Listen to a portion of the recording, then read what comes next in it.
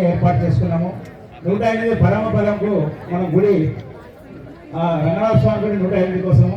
అలాంటి మన 107వ ప్రవచన మండపంకు పాలకడలి ప్రవచన మండపానికి సారు మనకు 50 లక్షల రూపాయలు మనకు విరాళంగా మనకు ఈ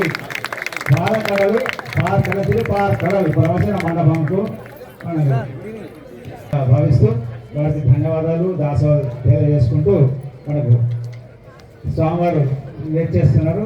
వారికి సన్మాన కార్యక్రమం చేసుకుంటాము. అంతలోపల మనకు ఒకసారి వారణమాయనము పాట మన ఇది అంటే మంత్రయుక్తంగా స్వాములు అర్చక స్వాములు ఈ 5 నారికేళాలను ఆట ఆడడం జరుగుతుంది.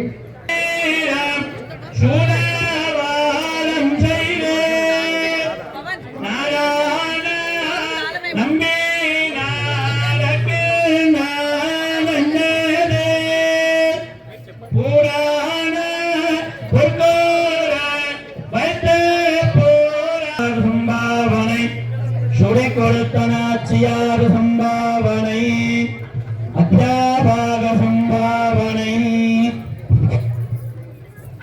గౌరవిస్తున్నారు కాబట్టి మేము ఇచ్చేది చిన్న అమౌంట్, అది పెద్ద అమౌంట్ కాదు. దాన్ని ఇస్తూనే ఉంటాం. వారి ఆశీర్వాదంతో. ధన్యవాదాలు.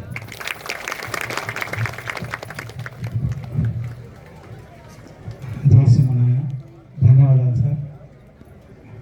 మీలాంటి పెద్దల ఆశీస్సులతో చక్కటి ధార్మిక కార్యక్రమం చేస్తూ ఉంటాము. ఆదర్శంగా ఉంటాం 10 మంది. జయశ్రీ. ఇప్పుడు ఇద్దరు దంపతులకు ఆశీర్వాదం స్వామివారి మంగళాశాసనం చేస్తారు.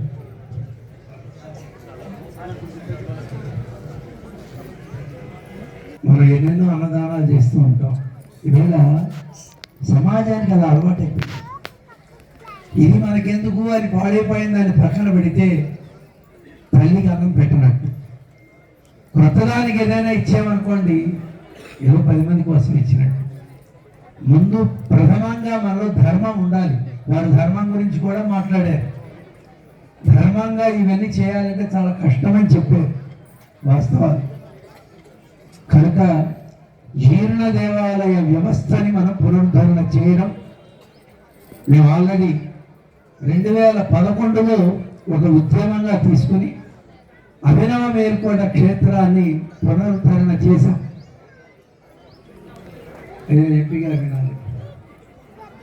2011లో జీర్ణ దేవాలయ పునరుద్ధరణ కార్యక్రమం చేశాం. మా స్వగ్రామంతో ఆరంభం చేసుకుని.